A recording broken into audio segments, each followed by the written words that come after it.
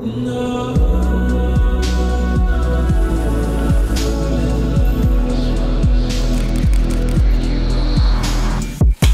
à tous, aujourd'hui vidéo où je vais vous parler de mon parcours, comment j'ai fait pour devenir photographe vidéaste pro. Restez jusqu'à la fin de la vidéo, je vous donnerai des petits conseils à droite à gauche sur comment j'ai fait, comment j'ai pu en arriver là. Je vis pas encore pleinement de photographie puisque je me suis lancé à mon compte à temps plein seulement depuis 8 mois. Mais j'ai mon auto-entreprise depuis plus longtemps. Bref, on va parler de tout ça, de mon parcours, de comment trouver des clients, de avoir de l'expérience et faire des belles vidéos et des belles photos. Tout ça dans cette vidéo, c'est parti. Déjà, d'où est née cette passion et cette envie de faire de la vidéo et de la photo? Franchement, elle est née très tôt avec les GoPro. Donc les bons savent, à l'époque, les GoPro Hero 2, Hero 3, Hero 4, c'était des dingueries. Donc moi j'avais tout fait pour en avoir et j'avais pu en avoir alors que j'avais 13 ans. Et ça m'a permis justement, en plus de faire quelques voyages, de faire du montage, de me mettre au montage, de pratiquer en fait et juste de m'amuser sans me poser aucune question. Et du coup les années se sont un peu écoulées comme ça, juste finalement dès que j'avais l'opportunité, avec mon cousin quand j'étais petit, j'étais content de pouvoir faire du Solex.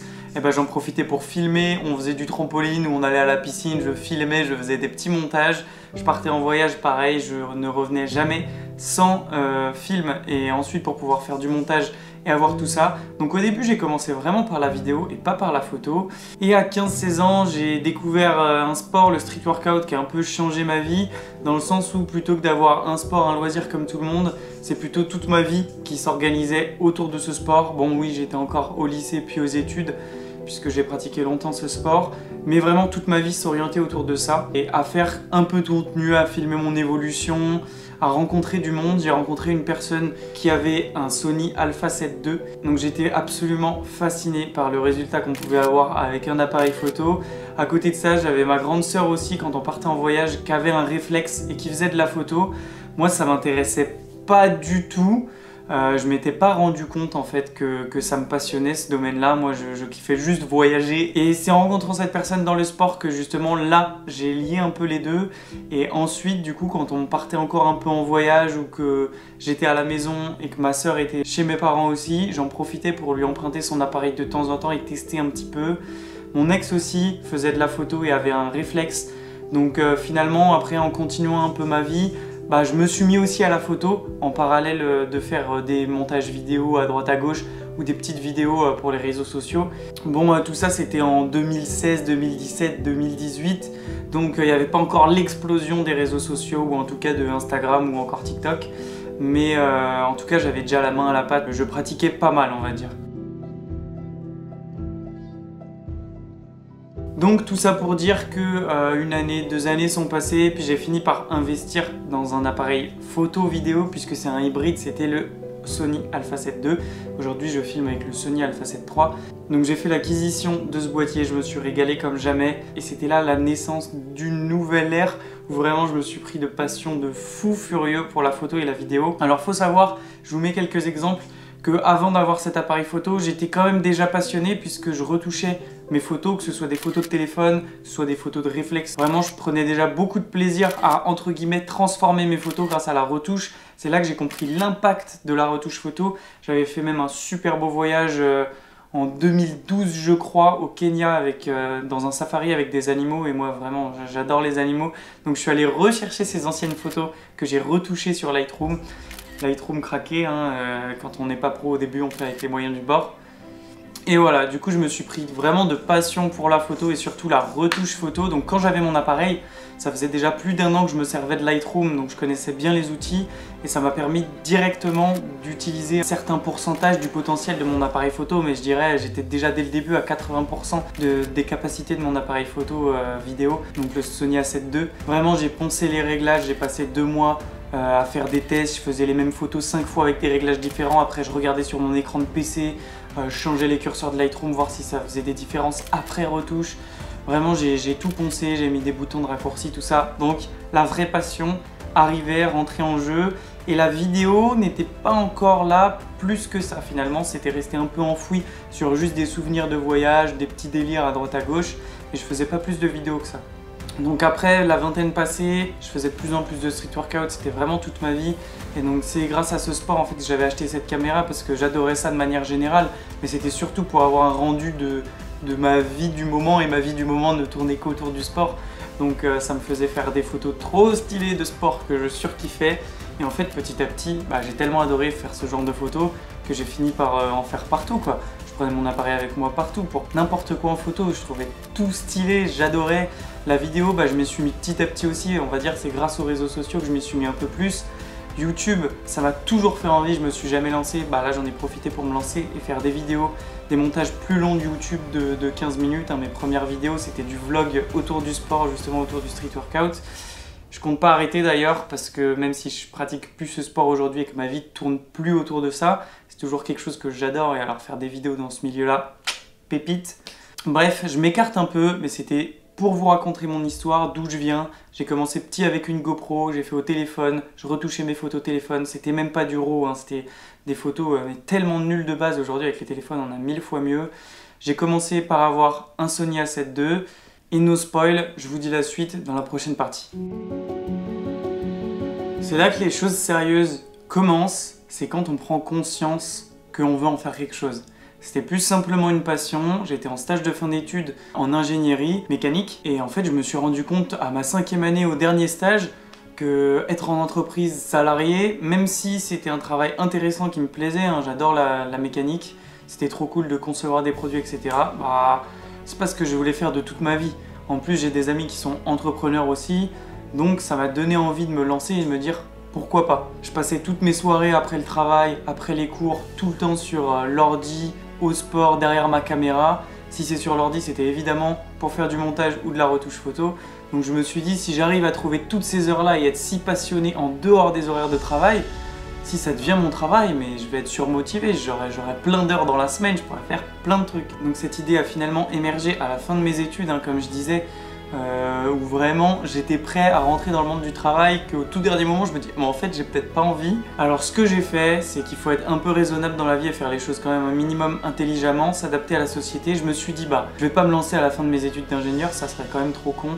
Donc je travaille, je mets de l'argent de côté et ensuite je me lance en auto-entrepreneur en tant que photographe vidéaste. Je vois ce que ça donne, mais au moins j'ai 1 an, 2 ans pour décoller et je commence pas comme ça du jour au lendemain au bord du vide. Et donc c'est à partir de cette prise de conscience que ma façon de penser, de faire les choses a un petit peu tourné. Et le plus important au début, si on veut pouvoir avoir des contrats et vivre de la photo, c'est faire son site vitrine, montrer de quoi on est capable. Personne ne va vous sélectionner, surtout dans le monde d'aujourd'hui où tout le monde est entre guillemets capable de faire de la vidéo et de la photo même avec un téléphone. Si vous n'êtes pas capable de montrer ce que vous valez, les gens vont pas se dire que vous êtes meilleur que les autres. Donc là, dès qu'il y avait un projet, dès que j'avais des amis d'amis qui faisaient de la moto, qui faisaient de la muscu, qui faisaient tel ou tel projet, un événement, j'hésitais pas à y aller pour faire des photos, les ajouter sur mon site internet et construire comme ça mon site internet petit à petit. Je vais un peu trop vite dans l'histoire puisque j'oubliais de dire juste avant, mais c'est ça qui était très important aussi, c'est quand on n'a pas conscience des choses, j'étais juste un jeune inconscient avant et je faisais de la photo et de la vidéo que par passion. L'avantage de ça, c'est que je faisais tout avec le cœur et j'y passais des heures et des heures sans les compter. Je faisais des projets sans intention derrière, je le faisais juste avec plaisir et c'est là qu'on arrive à libérer nos idées créatives, que ce soit pour faire des photos assez uniques ou avoir des montages vidéo qui donnent de l'émotion, qui font vivre quoi. Et ça c'est une leçon super importante, c'est que quand on n'a pas conscience des choses, quand on les fait pas par intérêt, c'est là où on les fait le mieux, c'est là où on se libère, où on est vraiment nous-mêmes.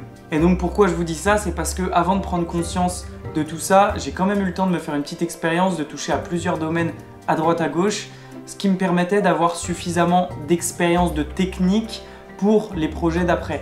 Alors ça me constituait pas forcément un book parce que j'avais pas des musiques adaptées, j'avais pas un format adapté, je l'utilisais pas forcément sur mon site internet, surtout les vidéos on va dire, puisque les photos je m'en suis quand même pas mal servi, mais ça m'avait donné une très bonne base sans me mettre aucune pression, puisque je savais pas du tout que ça pouvait devenir mon métier ou un revenu complémentaire. Donc maintenant je reprends l'histoire dans l'ordre. Tout ça pour dire qu'avec intention, maintenant je cherchais de plus en plus de projets, je cherchais à faire du contenu, je lançais ma chaîne YouTube en me disant C'est pas ce que ça peut devenir, mais de toute façon ça me fait kiffer, j'ai envie de donner une partie de ma vie dans ce milieu-là. Donc comme c'est pas encore mon métier, bah je vais commencer par faire tous mes projets perso dans ce milieu-là, dont YouTube. Et c'est là que j'ai commencé à donner une tournure un peu à ma page YouTube qui avait grandi au début grâce au sport. Et là, je l'ai transformé un peu en chaîne de photos et vidéos. Même si là, par la suite, ça se trouve, ça va revenir un peu côté sport. Bah, en fait, ça tourne autour de ma vie et de mes passions, hein, clairement. Mais bon, je vous rassure, ça restera toujours une chaîne de photos et vidéos. D'ailleurs, si vous n'êtes pas abonné, n'hésitez pas à le faire. Et donc voilà, j'ai recherché des projets à droite, à gauche, qui m'ont vraiment aidé à faire mon site internet, que j'ai fait aussi moi-même. Je vous montre à l'écran aussi à quoi il ressemble. Mais vraiment, le plus important dans cette période-là, c'est faire le plus de projets possible, qui soient variés ou alors qui soient ciblés sur le domaine où vous voulez travailler par la suite. Moi, à l'heure actuelle, d'ailleurs, spoil alert, je ne suis pas encore spécialisé dans un domaine. On dit que pour réussir, il faut se spécialiser. Pour l'instant, je ne suis pas encore spécialisé. Donc dans votre préparation, dans le contenu que vous avez publié sur votre site internet, il faut que ce soit en cohérence avec ce que vous voulez faire plus tard. Donc voilà, j'ai travaillé en tant qu'ingénieur pendant tout mon temps libre. J'en profitais pour faire de la photo, de la vidéo, avec mes potes dire ah bah vas-y coucher de soleil, on le fait, on fait des photos de sport parce que bon je faisais encore pas mal de street workout. C'était le milieu où je faisais le plus de projets. Seulement 6 petits mois après tout ce que je vous racontais, on me contacte pour la première fois pour une prestation professionnelle qui était un mariage. Au mois de juin, on était au mois de novembre quand on me contacte pour ça, grâce au bouche à oreille, hein, puisque j'avais déjà commencé à faire parler autour de moi le fait que je devenais photographe professionnel, que je voulais m'orienter là-dedans et qu'il ne fallait pas hésiter à me recommander. Je commençais à avoir suffisamment d'images pour montrer de quoi j'étais capable, donc ce qu'il me fallait c'était juste une auto-entreprise. Et c'est donc là, suite à la première demande professionnelle, que j'ai dû lancer mon auto-entreprise. Donc j'ai fait toutes les démarches qu'il fallait, je me suis renseigné, honnêtement c'est vraiment pas très compliqué. Et au mois de janvier 2023 du coup, j'étais officiellement photographe vidéaste professionnel pour le mariage qui avait lieu en juin. Alors pour ceux qui connaissent un tout petit peu, sinon je vous l'apprends, il y a le droit à l'ACRE qui nous permet la première année à partir de la création de notre entreprise d'être soumis à des charges d'entreprise 2 fois moins élevées. Alors je vous arrête tout de suite, pas de panique, les charges d'entreprise en micro-entreprise, elles dépendent que de votre chiffre d'affaires. Donc si vous lancez votre micro-entreprise en janvier 2023 et qu'en décembre 2023 j'avais fait 0 chiffre d'affaires, j'aurais dû payer 0. En l'occurrence, c'était pas le cas. J'ai fait une remise de 50% parce que c'était quand même mon premier mariage, hein. Donc il y en a qui le font gratuit, moi je l'ai fait à 50%. Et ça m'a permis de rentabiliser une petite partie de mon matos, donc c'était cool.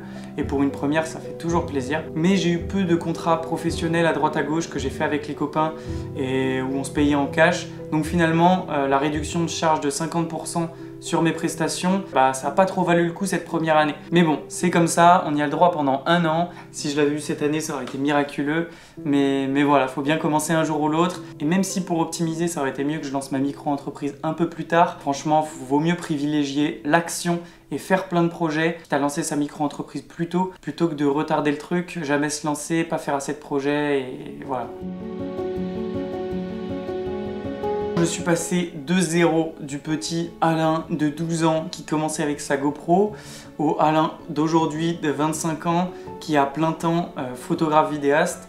Alors pour faire la transition avec la partie d'avant, cette année de 2023 est ma dernière année du coup en tant qu'ingénieur où je mettais de l'argent de côté et je me suis dit quand j'ai fini de mettre de l'argent de côté pour 2 ans d'indépendance, c'est-à-dire que je simulais le fait que je payais 2 ans de loyer, de vie quotidienne sans 0 entrée d'argent. J'avais mis suffisamment de côté pour vivre ces 2 années-là sans entrée d'argent. Je me suis dit je me lance, mais quitte à me lancer, bah, je vais me lancer dans le lieu de rêve, dans le lieu où je veux habiter. Et donc j'ai déménagé de la Bretagne à la Savoie, Haute-Savoie, je suis à la frontière, pour 2024. Donc aujourd'hui on est en 2024 et c'est seulement depuis le début de l'année que je suis à temps plein à mon compte en tant que photographe vidéaste. Le temps de trouver un logement et de déménager, je suis arrivé que fin février, voire fin mars ici. Et donc j'ai pu commencer mon activité professionnelle réellement ici qu'à partir de fin mars. À l'heure actuelle où je tourne cette vidéo, on est seulement fin juillet. Et pourtant, j'ai réussi à dégager un chiffre d'affaires auquel je ne m'attendais même pas. Même si j'avais prévu tout un business plan, j'ai plein de courbes d'Excel de tout ce que je pouvais dépenser comme argent avant, tout ce que je prévoyais gagner, tout ce que j'ai pu gagner grâce à la photo, grâce à l'ingénierie, etc. J'ai fait plein de calculs, plein de prévisions pour être sûr que tout se passe à peu près bien. Et bah, finalement, ça se passe encore mieux que prévu. Alors comment j'ai fait? c'est là que c'est intéressant et que je peux vous donner mes conseils en tant que jeune entrepreneur, photographe, vidéaste. Alors je dis pas que c'est les conseils à suivre, mais en tout cas c'est ce qui moi m'a aidé à en être là aujourd'hui, même si je suis encore au tout début. Évidemment, je suis vraiment au tout début. Premier conseil, c'est ce que je vous disais. En fait, c'est de le faire en inconscience. Au début, pensez pas trop à des projets trop grands, juste faites-vous kiffer, faites des photos, faites de la vidéo, amusez-vous, multipliez les projets. Et plus tard, si ça devient concret, ça vous aidera à faire votre site internet, ça vous aidera à vous rendre crédible et surtout, ça améliorera vos compétences. Deuxième conseil, c'est démarrer en parallèle d'un travail. Ça vous permet de ne pas avoir de pression et de faire les bons choix. En photographie comme en vidéo, c'est quand même un métier créatif. Donc si on est pressé, si on a une contrainte de temps, plus on a de contraintes, plus on est bridé, moins on est créatif. Et franchement, moi, ça m'a énormément aidé de faire le contenu que je voulais, que ce soit autour du sport ou pas. Mais en tout cas, je prenais le temps que je voulais, je le faisais en dehors de mon taf d'ingénieur qui me rapportait suffisamment d'argent pour vivre. Donc j'avais zéro pression et ça m'a permis de continuer à perfectionner mes techniques, à faire ce que j'aime et donc m'orienter dans le bon secteur, avoir les bonnes idées et voilà, juste m'épanouir dans le milieu en fait. Et troisième conseil, c'est quand même de prévoir votre départ parce que quand on est à temps plein, il faut assumer une vie, il peut tous nous arriver des problèmes. Il faut bien faire attention aux charges annexes qui peuvent être à droite à gauche, que ce soit en tant que professionnel ou même seulement personnel, des fois ça peut nous tomber sur la tête. Donc prévoyez surtout votre petite cagnotte pour vous lancer. Après, rien ne vous oblige à ne pas reprendre un petit travail après s'il y a besoin. Bref, moi j'ai pas eu besoin de le faire. Et en fait, c'est grâce à l'expérience que j'ai accumulée, notamment en Bretagne, en parallèle de mon travail d'ingénieur, puisque j'ai pu commencer à comprendre comment se faisait un peu la prospection, même si je l'ai très peu fait, je laissais juste faire le bouche à oreille dans mon entourage proche et un peu plus éloigné. J'ai eu le temps de regarder toutes les modalités, de comprendre comment fonctionne une micro-entreprise, d'améliorer mon site petit à petit, de faire des vidéos, de créer des pubs, de montrer mon image de marque sur les réseaux aussi, m'affirmer en tant que photographe et faire parler de moi entre guillemets autour. Et en fait, quand je suis arrivé là, même si on repart vraiment de zéro, parce qu'il n'y a plus aucun client, en fait on a déjà toute notre base. J'ai tout mon site internet et j'ai toute mon image de marque qui est déjà là. Maintenant j'ai juste à trouver des clients, faire des connaissances, faire des nouveaux projets pour que ensuite ça parle un peu de moi dans tel ou tel milieu. Et donc c'est exactement ce que j'ai fait et ça a démarré beaucoup plus vite que ce que je pensais.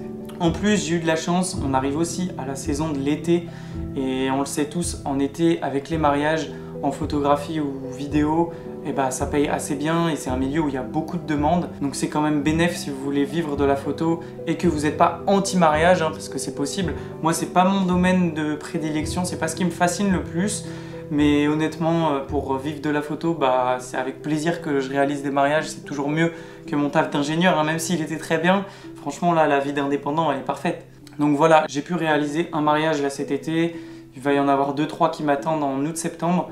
Mais grosso modo, j'essaie de m'orienter surtout vers les domaines qui me passionnent. Un peu d'événementiel, un peu de particulier. Je me mets un peu à l'automobile, le sport. Voilà, pour l'instant, je suis très diversifié. Et ce qu'il faut garder en tête, c'est aussi qu'il faut savoir se différencier des autres photographes. Aujourd'hui, il y a plein de spécialistes dans tout. On dit que pour réussir, il faut se spécialiser. Moi, finalement, je pars sur un autre axe. J'aime bien à peu près tout faire.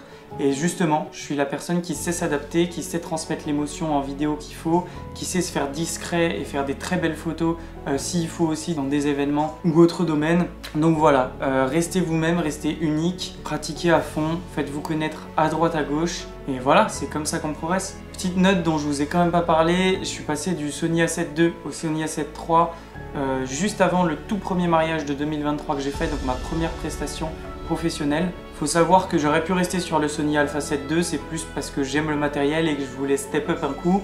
Et honnêtement, la qualité photo du A7 II et du A7 III, c'est exactement la même. La différence, ça va surtout se jouer à l'autofocus. J'ai fait une vidéo comme ça sur ma chaîne. Si vous cherchez le bon objectif, le bon boîtier, n'hésitez pas à aller regarder d'autres vidéos que j'ai déjà faites. Mais voilà, j'ai augmenté de boîtier et je suis toujours avec ce Sony Alpha 7 III un peu plus d'un an après. Je passerai sans doute avec le Sony Alpha 7 IV l'année prochaine puisque j'adore cette gamme, elle est parfaite pour moi. Trêve de bavardage. Pour réussir en photographie, il faut faire énormément de projets, être motivé, pas hésiter à faire du gratuit, faire beaucoup de démarchage au début avec forcément une bonne méthode. Vous pouvez aller directement voir les personnes, vous pouvez les appeler, envoyer des mails, forcément c'est un peu moins puissant. Quoique si vous avez un très beau site internet, ça peut faire l'affaire. Donc travaillez aussi l'image que vous avez sur votre site internet et sur vos réseaux sociaux. Et si vous avez préparé le départ de votre ancien travail pour mettre une petite cagnotte de côté, il n'y a pas de raison que ça se passe pas bien. Oui, il y a de plus en plus de photographes et vidéastes, mais il y a aussi de plus en plus de travail. Aujourd'hui, le monde de l'image est tellement important. C'est important que ce soit pour les petits artisans, que ce soit pour les grandes entreprises, même pour les particuliers. Maintenant, ça peut faire plaisir aux gens. Donc voilà, les cartes sont entre vos mains. En tout cas, je vous ai fait un petit résumé de mon parcours. J'espère que cette vidéo vous aura plu. N'hésitez pas à mettre un like si c'était le cas. Ça me fera plaisir. Et puis, je vous dis à la prochaine pour une nouvelle vidéo. Tchuss!